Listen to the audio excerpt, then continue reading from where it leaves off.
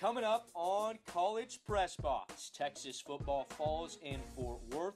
Volleyball seeks another conference title, and Horns basketball gearing up for the season. All this and more next. Our guys are excited about playing a real game. We've played a bunch of scrimmages, exhibition games. Those have been good, but it's time to get started. Time is ticking on, guaranteed opportunities to play this game this season.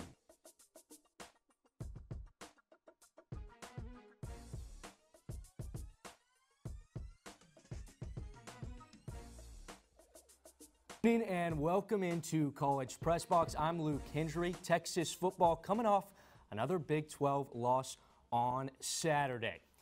And here we go. We're at Amon G. Carter Stadium.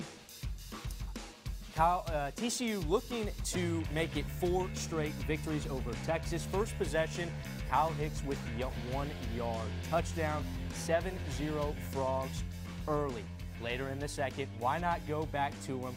Kyle Hicks, this time with the 14-yard scamper, 17-0 TCU. Texas wouldn't go away in this one. Shane Buechele making a play downfield, finding little Jordan Humphrey. 37-yard pass completion would set this one up a few plays later. Why not go to your number one man? Colin Johnson making a play in the end zone, 17-7 at half, but TCU simply too good in this one. Darius Anderson with the 31-yard touchdown. Horned Frogs go on to win it 24-7 in Fort Worth. Texas is now 4-5 on the season and 3-3 in Big 12 play. Saturday was simply more of what Texas fans have seen all season long.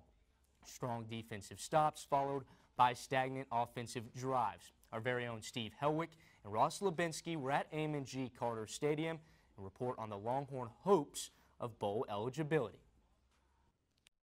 For the 4th straight season, the TCU Horned Frogs dismantled the Texas Longhorns offense. Texas has not scored over 10 points against TCU since the 2013 season, and that trend continued tonight in Fort Worth. Yeah, when you're playing a team that's that caliber, you got to get the ball back. It felt like our offense was playing on a long field for a lot of the night. We got a couple decent field positions, but we were backed up a little bit, and usually, when you do get turnovers, it results in good field position. TCU jumped out to a 17-0 lead, and Texas quickly responded with a Colin Johnson touchdown and had several opportunities to score before the end of the first half. But once the second half came, the offense was put to sleep for the remainder of the game. We just have to get a lot better putting together drives.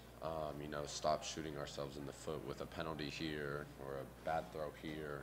Just put together drives just to try to help our defense out. Of course, it always starts up front. Keep those guys motivated. It's hard sometimes, especially at quarterback too, when you're getting frustrated, getting sacked, and can't get the ball off, and receivers can't get the ball. We can't get your run game going. It's hard. That's anything with the team aspect and a team mindset. You can never give up on each other. With bowl eligibility still in question for the Longhorns, Texas will have to face Kansas next week in Austin, which will be a revenge game as Kansas upset Texas and Lawrence last season. These seniors deserve to go to a bowl game, and that's big picture. We've got to worry about Kansas this week, but we understand that that'll put us one step closer to that big picture goal. From Amon G. Carter Stadium in Fort Worth, I'm Steve Helwick, College Press Box. A special thanks to Steve and Ross for that report as I bring in our Texas football analyst, Matthew Truty. Matthew, strong defense followed by stagnant offensive drives. It's been the story of Tom Herman's first season here at Texas. Where does the improvement need to start for this offense to get back to a normal Texas football program? Well, I think first and foremost, you have to start with the offensive line. They've gone through a number of injuries this year, notably Connor Williams out with a knee injury. He's been out a couple of weeks, so they've really lacked some stability there. You saw the rotation they sent out against TCU, left tackle. You had from left tackle to right tackle, Tristan Nicholson, Patrick Vahe, Terrell Cooney, Jake McMillan, and then Derek Kerstetter, true freshman. So you're sending out some young players out there, a lot of different rotations working with the offensive line. And then they go out against TCU and give up 7 sacks. That's the most they gave up all year long. They really struggle on that side of the ball, protecting the quarterback. They actually lead. They're at the very bottom of the Big 12 in sacks given up. So that's a huge problem for Texas, and being able to protect Shane Buechele and also open up those running lanes. TCU only 9 rushing yards, so I think that's a huge concern for them to address in the near future. I think you're right there. It's clear that the offensive line, the injuries have hindered Texas's ability to run. And then even in the passing game, it looked like Shane Buechele was scrambling every single play. Gary Patterson wasn't even bringing a rush package. It was a lot of times just a 3 or 4 man rush causing disruption. Yeah. Tom Herman did address the media earlier today, and he says the program has to find a way to get it done in the big games. You know, we need to find ways to win those games against top 10 opponents, but they're ranked in the top 10 for a reason too. And it's really hard to win. It's really hard to win on the road, but we got to find ways to do it. Herman took the head coaching job in January, and expectations for this program soared. Everybody saw the #Revolution campaign and all the hype of a new staff. We're 9 games into this season, 4-5. Texas looking at another sub-500 season. But, Matthew, I want to turn to you. How would you assess Tom Herman's first season thus far? Well, when you're at a program like Texas, you want instant results. You know, a lot of times that's what fans want, that's what coaches want, the players want. But Texas really hasn't had that so far. Obviously, the start they've had, 4-5. You look back at what he was able to do at Houston and back in Ohio State, a lot of what they did, you know, he was actually able to get, you know, pretty instant results. You know, Ohio State was already built up with Urban Meyer, and then Houston, he came in immediately 13-1 and was able to really get things going on the offensive side. We always talk about Texas's defense. Offensively, they've really struggled, and I think that's something that's super important for Tom Herman and the staff to address in the future, is to kind of have an offensive identity. You know, they've tried to really run the football, and they haven't had a bell cow running back like at Ohio State with Ezekiel Elliott, or even in Houston where they had a combination of Greg Ward and backups and running backs like Kenneth Farrow. So I think it's really important for them to get an identity on offense and running the football, and they just haven't been able to quite do that yet. But that's, I think, extremely important. Once they get the offensive line back together, a little bit of continuity, get a little bit of stability, calm things down, and then, you know, start to go, I think, with the running game is what he wants to go for, to get a little bit of just control over this offense and go in the right direction. It has been easy for Texas fans to get eager and want those early results when a new coach comes in to Austin. Tom Herman does need to create a little bit of identity on the offensive side of the ball, but he did that as an OC at Ohio State, and even as a head coach in Houston. Certainly something he knows how to do at programs. Now Texas will face Kansas this Saturday in Austin and wraps up the season with Big 12 matchups against West Virginia and Morgantown, and then finishes out the 2017 season against Texas Tech here on day following Thanksgiving. Matthew, you got to assess this program, and whether they finish 7-5, 6-6, or 5-7, there's a lot to look back at on this season. But looking ahead to Kansas, West Virginia, and Texas Tech, where does the season break for the Longhorns? Well, obviously, the next game at home against Kansas is a redemption game for Texas, trying to, you know, I think Kansas at the very bottom of the Big 12, you know, they're not really doing too well right now. I think Texas has a great chance, obviously, just that to be a confidence booster for them heading on into the road game against West Virginia, their final road game of the year. And West Virginia has really been able to compete with ranked teams. Their biggest loss was an 11-point loss against Oklahoma State, and Texas was able to, you know, only lose by 3 against Oklahoma State. West Virginia and Texas Tech, and then Texas Tech the final game of the season.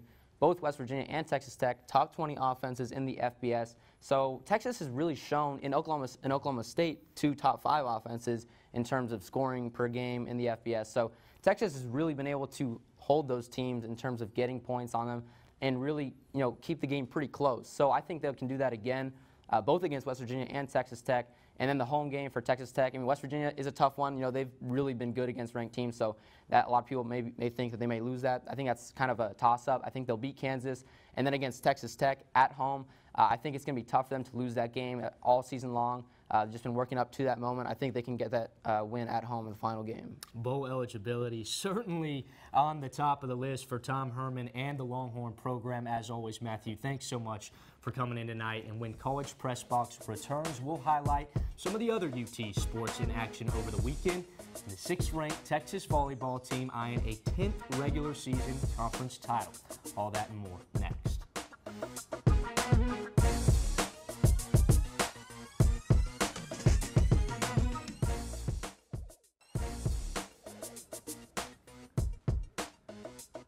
Welcome back into College Press Box. Luke Hendry joined now by Katarina Biancardi. Kat, Texas 4-5 on the season. How would you assess Tom Herman's debut so far? Well, Tom Herman learned early, Luke, that this was not going to be easy in his loss to Maryland at the beginning of the season.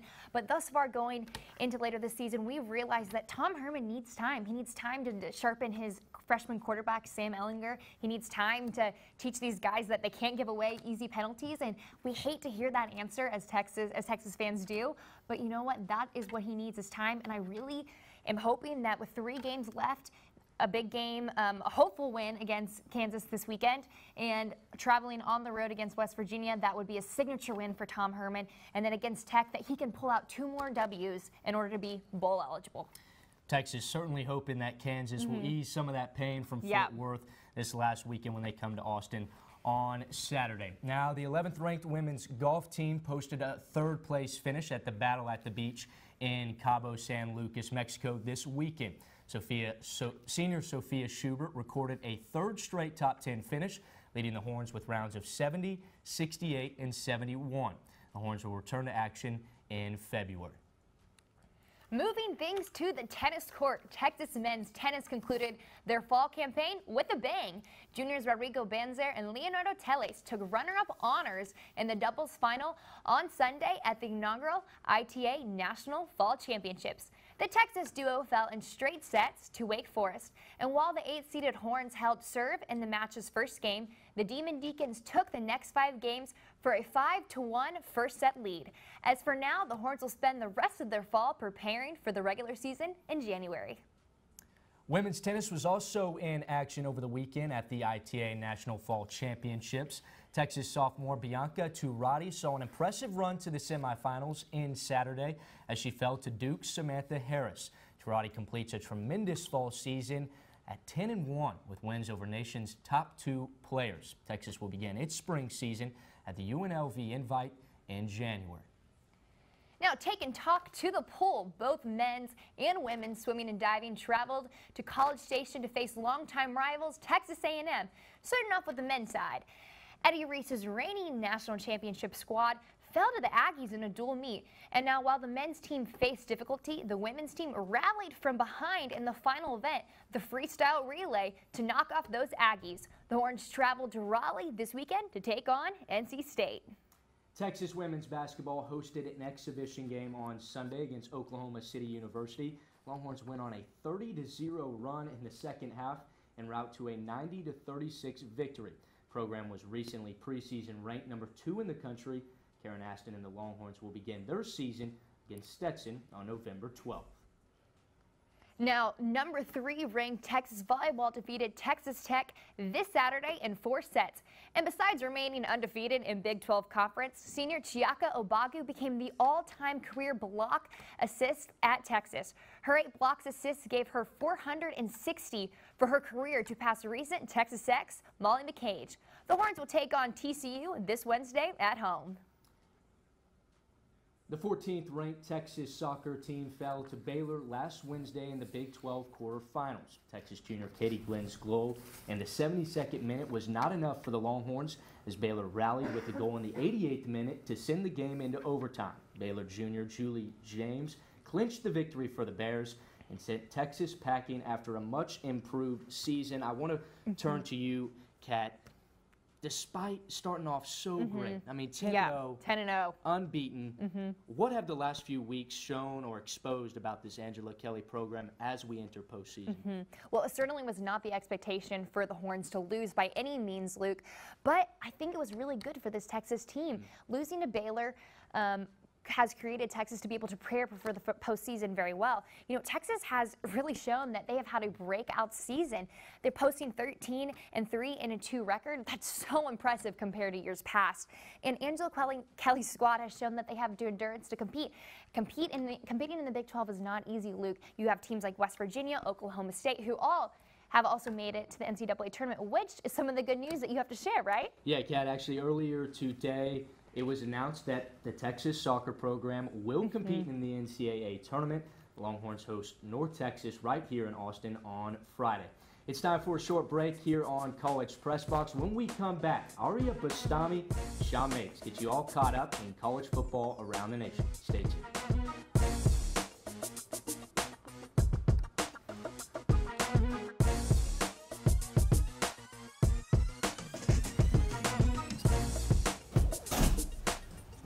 Hi, we start Unhooked tonight with me, Sean Mapes. With me, Ariea Bastami, rocking the flannel. That's right, fall-time calls for flannel and football, ladies and gentlemen. That's right, we're going to run through some college football highlights, starting with Penn State at Michigan State. Let's get it started. Here we are in Michigan. You got them warming up. There's some inclement weather on the horizon, but starting off, here's Trace McSorley, finds his receiver, get it to the sideline, makes a couple guys miss. Too easy. Into the touchdown. Too easy, and Steve Helwick is a happy man. He is, and now, rain delay. They took a break. We take a break. Let's go to Oklahoma. That's right, so here we are in Oklahoma, and Baker Mayfield said it's too easy. It's Mustache Baker season. He usually does this for Bedlam, and whoop, right into the end zone, like that, little throwback special to number 24. Rodney Anderson. Now we go back again. It's honestly, I'm going to have to say this right now, it's the mustache. He's going all the way from the 10 and goes right into the end zone. The scoring onslaught continues in Bedlam. Now we go back. Oklahoma State says, not today. We need to respond, and they do to the end zone. Cowboys fans and faithful are happy. Not a lot of defense to this one, Ari, huh? Very true. No defensive highlights, as you will see. No, we're not getting a good one. No, sir. No, sir. And through the middle, ice in his veins. He said, not today. I'm sorry, everyone in Stillwater, Oklahoma, but Norman gets the W. Yeah, normally it's called Bedlam. This one's called Bellum because they didn't play any D. Now we're in Iowa. Kinnick Stadium's always hard to play. JT Barrett starts it off with a pick 6. That's not what you want to do, folks. Not really when you're a Heisman contender, so not at all. And Buckeye faithful is depressed. Not liking it, but here they go. Here's the response right there. JT Barrett finds his man wide open, tie the game back up. Now a little trick play action here. Throwing it to the long snapper. That's why he couldn't get the touchdown. He's a long snapper. And now some big boy football. Slings it in there for a touchdown. That's that Hawkeye football. They 17-38, 55-17 win. Now we're back to Michigan State. Here it is, dive and catch. Like that, Ariea? Some people die for it, and he's one of them. Moving on. Now, got another spin move, actually. Yeah. Takes it out to the 50. That's going to help him in this tied game that we have. Now, responding. No. Did he catch that? He caught that. 4th and 3, trying to push it. Incomplete. That sets up Michigan State for the game-winning field goal right there. Ice in his veins. Slide it on in there with the W. And so now we move on from college football to the NFL. It was an amazing weekend, you know, in the NFL. A really peaceful one, if you ask me. A lot of good football. A lot of good football. A lot of good fighting, I'd say. And let's roll the highlights to see what was in the NFL. So we started off here. Cincinnati is in Jacksonville. Just a 1-yard play. Nothing really going on. AJ Green said, Ariea, sorry about your fantasy team. I'm about to do this. Takes him to the ground like it's WWE. Couple slams to the face. Why are you doing that with your glove? You don't have any protection, and that's a helmet. Yeah, you know, hard plastic's hard to hit against, Ariea, and a lot of people don't know that. Very true, very true. Now we go to, here's Ryan Fitzpatrick.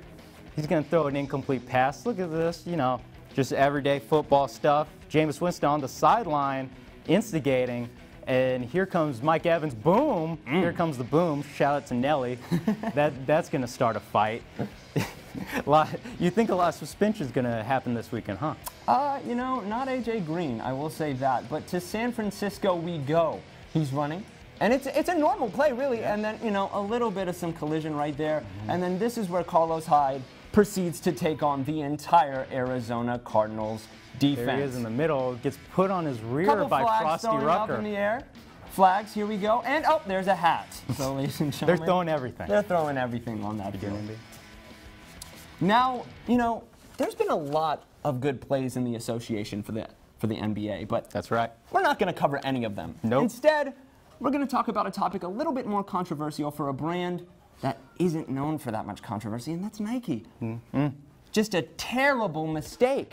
Here we go, starting off with number 5, Kevin Love. I mean, this one doesn't really even look that bad. Yeah, he gets a little rip on the 0 right there as he puts it over his head. Can't even tell. Now here we go. Preseason. Number 4, preseason. It's like, okay, Nike can still pick it up. Tyler Ennis, it's like, listen, buddy, we know you came from Q's. You're a good guy. You're a good player, but not for the Lake Show, not right now. And the O's off. No O. No O. He's laughing about it. He's like, Yeah. guys, I don't know what to do. I don't know why Nike's doing this.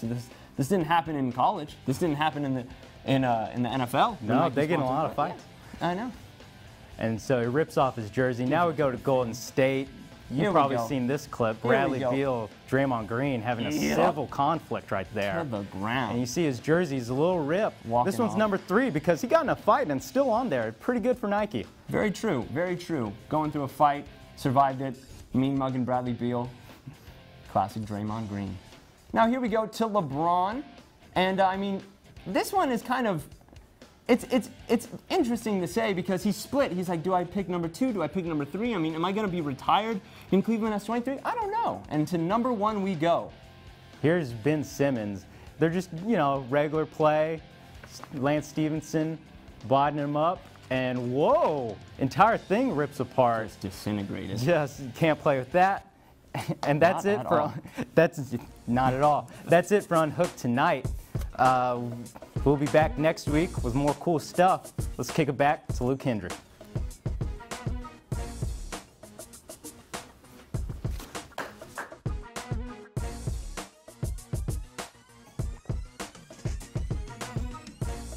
Welcome back into College Press Box. We are just days away from the start of the 2017-2018 men's basketball season. Shaka Smart and the Longhorns are coming off the worst season Texas basketball over the last 3 decades. The return of Andrew Jones and Kerwin Roach, along with the addition of some key freshmen, Mo Bamba, Matt Coleman, and Jericho Sims. Seems promising for the Texas program. Shaka Smart addressed the press earlier today and likes the progress of the team, but he also knows the difference between fall practice and the full speed of the regular season.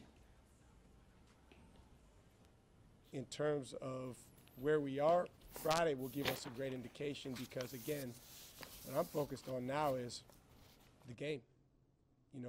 Do we do these things in the game that we talk about? How is our culture in the game? Do we compete forever? Do we understand that we're better together?